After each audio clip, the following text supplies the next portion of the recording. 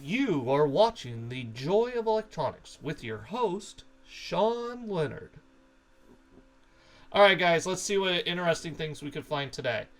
First off, we're looking at the beauty electronics. So, beauty electronics, beauty items in general are you can't sell on used on Amazon. You could sell them used on eBay. So some of them do still move. On eBay, it's just finding the right one and just kind of searching it, making sure all the pieces are complete. Clock radios are kind of interesting. The right ones can sell on both Amazon and eBay. Sony, I've seen go decently well, but some of the older vintage ones can also move because people have nostalgia for those 80s, 70s, even for their back clocks. This Timex one's kind of an example.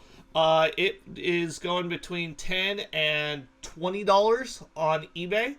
The one thing I would look at is the shipping. If you could figure out how to get something like this into a flat rate padded envelope where your shipping's only a little over $8, you're going to get a much better return on your investment.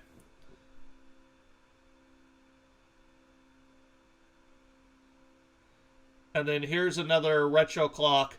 Again, $15 is the only one that's listed right now. Somebody's asking $15 for it. Not a horrible return on investment for $350. I would check before you buy it, plug it in, make sure it works. Also check the battery compartments for corrosion. Some of these items, though, if you find corrosion and it's a $100 clock, I'd still buy it because, again, you could offer it for $50 and say it needs some repair. That would be eBay only, though. Alright, what else can we find here? Anything else interesting? Just kind of looking around. The biggest thing is searching high and low, looking everywhere, seeing what jumps out at you. Tripods. As you guys know, photography equipment can be expensive. There are some very expensive tripods out there. Also, looking at the heads, you can find, cheaper legs, but maybe the expensive head on the tripod. Usually it's the detachable heads that you're looking for. Start looking at brands, and that way you can recognize them. Light stands, again, they go from cheap to expensive. This one's not the greatest. They were only $20 new, so it wasn't worth trying to buy and sell it. But you never know, so I'll, start looking over brands. The biggest thing is just trial and error, searching on your eBay and Amazon apps, seeing what jumps out at you. Okay. So Jack's Electronics are kind of interesting. They're not the greatest on eBay unless they're new. But on Amazon, they move pretty well. I mean, $578,000 for the sales rank, but they're $38. There's not a lot, no FBA ones listed. The Hannah Montana one's not as good. On Amazon, you're looking at about $20. eBay, I mean, it's not worth it at all on eBay. I probably would not pick it up at this price for Amazon. I mean, if it was $1, yeah. But at, was it $5.50? No. The Jeopardy one, possibly that might be worth picking up. Now, modems. This is the hidden gem right now for electronics. As long as you can find the cords, a lot of times you don't find the cords at Goodwills or thrift stores, but if you can find it with the power cord, they've got a good return on investment. You're looking at like this one here, used, you're making $25 off of it. And people are always trying to upgrade their modems, trying to get better internet connections. So it's not the sexiest item to sell, but they can make decent money. And there's ones that go up to $200, $300, $400 for them. So again, it's something where you can make some decent money. Let's see here. What else do we have? Phones. Kind of interesting. They do sell. People still have home phones. They still look at them. The one thing to think about, though, is they have rechargeable batteries in them that you do need to make sure it's working. The batteries work. So it is a little bit of work on trying to test them. But I have seen people make good money off of selling the older cordless phones. Keyboards, again, if you find the right one, can be worth some money. So kind of looking through those items, looking through the PC items. This little scanner actually is a phenomenal return on investment. Probably the best find of the day. $10, and you'll make $63. Not the best those sales ranks, so it might be one of those things where it might not be worth it because of the 253,000 in cameras means it's probably not going to sell that or take a very long time to sell. And that's where knowing the categories, knowing 253,000 in toys is a great sales rank. 253,000 in cameras is not. So just kind of knowing how big that category is, how much that category sells for is something else to be able to keep an eye on. But again, if it does sell, you're making 6 times your money pretty easy. There's not a lot of work going into it. Another modem, not as great of a return. You're only looking at $12.50 for your return on investment. So not as good of a sales item. But that doesn't mean that keep checking the modems. The more you look them up, the more you'll be able to start seeing, hey, this one is good. Especially if it comes with the box, and like this one, if this was one of the better versions, it's got the box, it's got all the cords, it's got everything you need. So it's very simple to ship into Amazon. You just got to make sure the money's there. But that one is about as easy as you're going to get to sell on Amazon.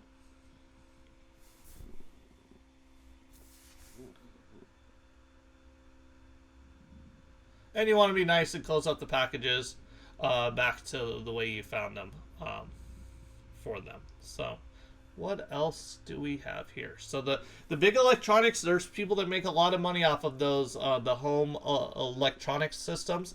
I think they're a little too big for me to sell, but some people ship them on eBay. Again, this little vintage radio, I only found one of them. I did not find this color, and it was $20 free shipping on eBay. This one had a couple of cosmetic issues.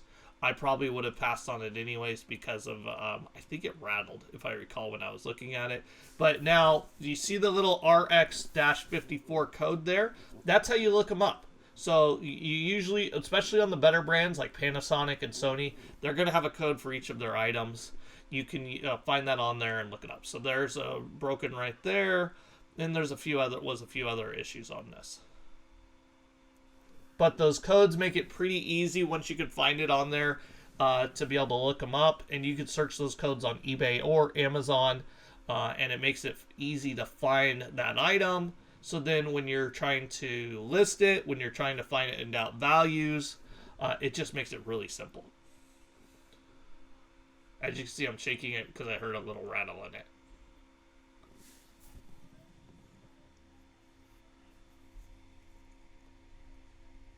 Some of those little cassette players, this is an off-brand, but if you find like Sony ones, sometimes they go for pretty well. So some of those cassette players go for awesome. And again, you finding an item new, that throws the whole level out of whack, because that's a whole nother degree of how much it's worth. Now this speaker, I could not find the brand online. So it was a Bluetooth speaker, so I was thinking it might be worth money. There was no power cord, so you are going to have to find a replacement for the power cord. But I couldn't find it on eBay or Amazon. Again, you can't always find everything. So it's probably just a smaller off-brand.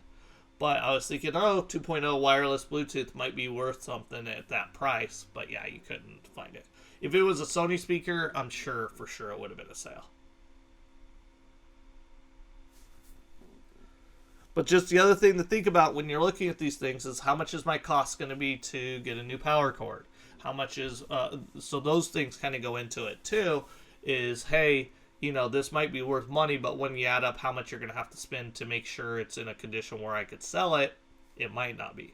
Now, some items are just worth so much that you could even sell it in as-is condition, what you have there, and still see a return on investment. Again, that's where researching and kind of double researching goes to. Now this speaker, I was thinking it would be worth a little more, but they weren't going for that much on eBay. You could buy one for 95 cents with the $15 shipping.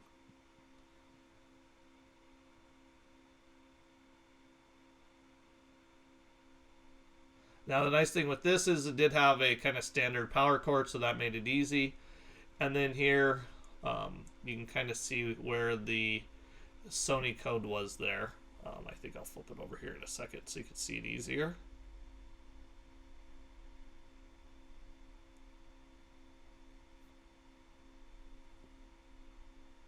Okay, so you see right there where Sony's got their nice little code, the ZS-S2IP. You can put that into either eBay or Amazon, and it makes it easy for you to find what you're looking for.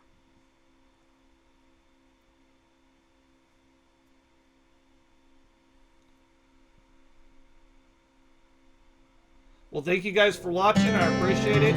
You have an awesome day. And please like, subscribe, and comment. Thank you.